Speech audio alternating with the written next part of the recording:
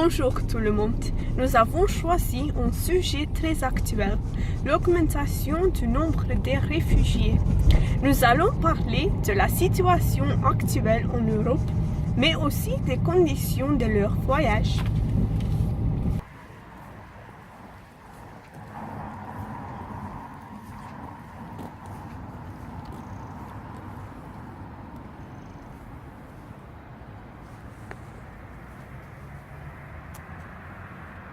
La chose que plusieurs gens ne savent pas, c'est qu'il y a une différence entre un migrant et un réfugié. En premier lieu, un migrant est une personne qui se déplace volontairement dans un pays, en autre, dans une région, en autre, pour des raisons économiques, politiques et culturelles.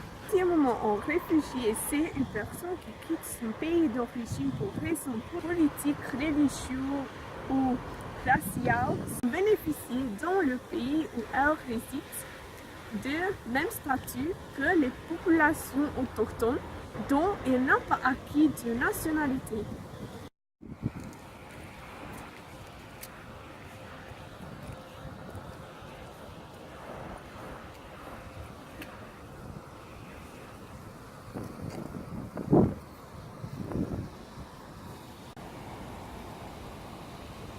Au début de l'année, le problème des réfugiés ne se posait pas encore. Mais en février, le problème des traversées clandestines en mer Méditerranée doit coupe devenue critique. On a exigé que l'Europe réagisse de façon urgente pour réduire le nombre de gens qui mourront en traversant la Méditerranée. Ils voulaient fuir le pays essayer d'arriver en Europe d'une façon qui est dangereuse, qui parfois menace leur vie. On a demandé que l'Europe améliorer la surveillance et fasse plus d'opérations de recherche et sauvetage. En tout le monde, c'est souvent de l'image choquante du petit island courdi.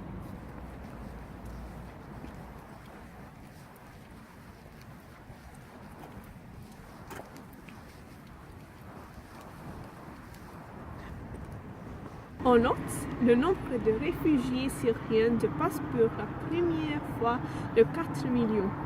La dégradation de la situation en Syrie conduit un nombre croissant de réfugiés vers l'Europe en plus loin encore. La majorité reste en Syrie malgré des circonstances. Au nombre toujours grandissant de réfugiés, les États européens ont été obligés de prendre des mesures.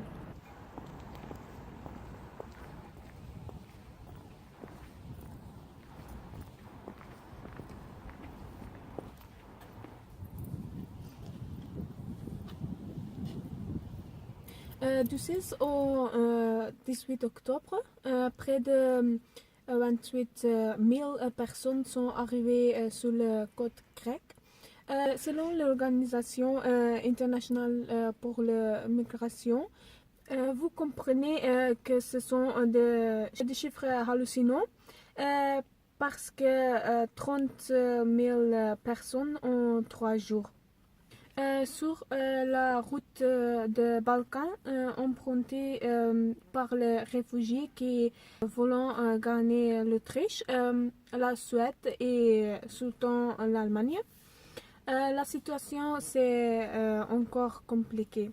Les demandeurs d'asile qui ont administrativement formulé une demande auprès des autorités étaient principalement enregistrés en France, Royaume-Uni et Allemagne.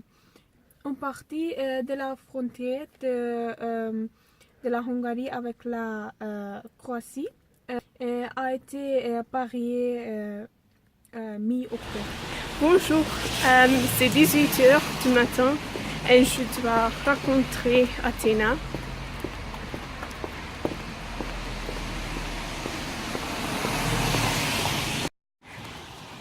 Okay. Bonjour. Ça va bien? Bien.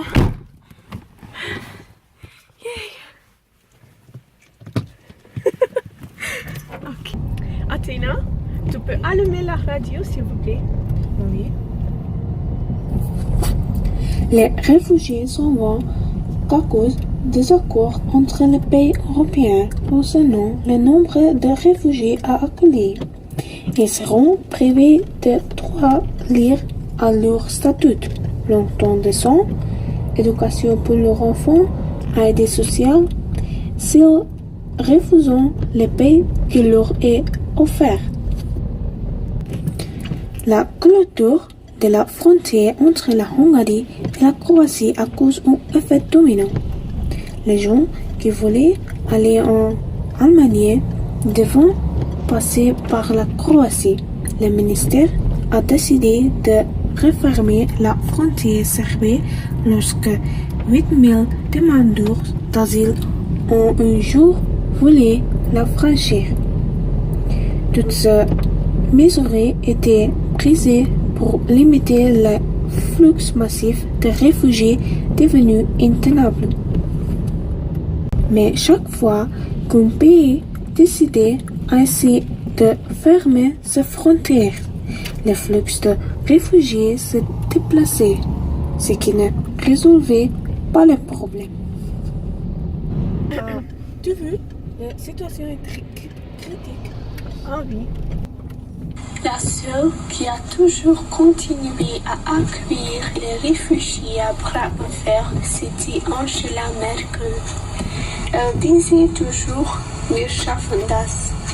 Elle a même été nommée personne de l'année par Time Magazine, entre autres pour sa détermination pour résoudre la crise des réfugiés. Une vague d'indignation a saisi l'Allemagne à la suite de la révélation d'une série d'agressions contre des femmes survenues la nuit de la Saint-Sylvestre près de la gare centrale des colonies.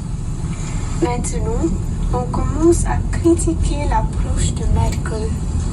Merci pour votre attention et jusqu'à la prochaine fois.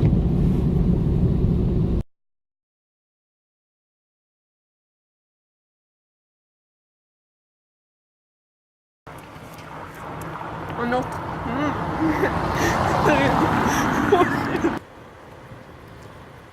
Le problème de traverser clandestin.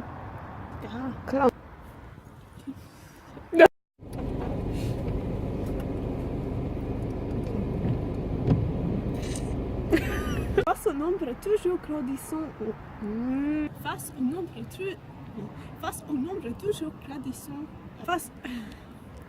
Chiffre Holocaust. Aïe!